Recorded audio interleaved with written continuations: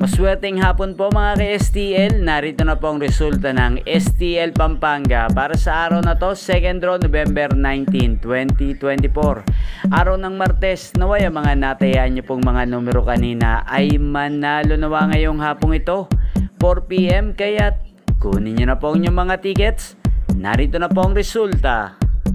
Ang mga numerong nanalo sa STL Pampanga ngayong hapong ito, November 19, 2024, 4 PM, second draw result. Ang mga numerong nanalo, 15 at 28 in exact order. Sa lahat po ng tumaya kanina para second draw ng 15 at 28, congrats po sa inyo. Panalo po kayo again, 15 at 28 in exact order.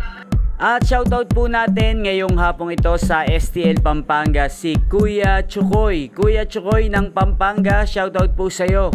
Naway ang mga numerong tinataya mo sa Pampanga ay manalo na po. At sa lahat po ng mga taga Pampanga, lalong-lalo na po sa aking mga subscribers na laging sumusuporta sa aking channel. Shoutout po sa inyo.